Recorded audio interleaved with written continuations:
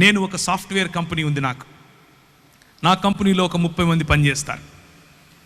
ఈరోజు నేను 2 షర్ట్లు 2 ప్యాంట్లు తీసుకుని వెళ్ళానని చెప్పాను. నేను 100% నా సాఫ్ట్వేర్ కంపెనీకి ఉదయాన్నే నేను బ్యాగ్ వేసుకుని వెళ్తూ ఉంటే నా భార్య అంటుంది, చర్చికి వెళ్తున్నావా, వెళ్ళరా అంటది.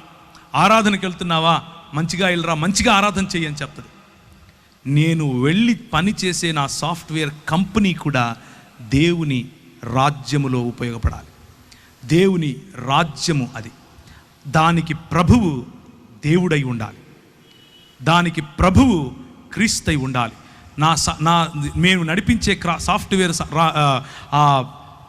కంపెనీలో దేవుని రాజ్య విలువలు కనిపించాలి. మాకందరికీ యేసు ప్రభువే బాస్ అయి ఉండాలి. నా క్యాబిన్లో ఒక పెద్దది రాసి పెట్టాను, మా అధికారి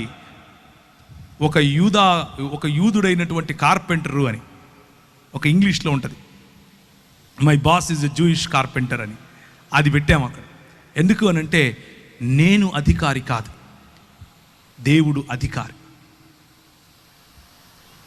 నా ఉద్యోగం, నా సంపాదన, దాంట్లో 10 రూపాయలు ఇచ్చేస్తాను, 100 రూపాయలు సంపాదించి నా పని అయిపోయింది అని చేతులు దులుపుకొని వెళితే భక్తుడు అంటారు.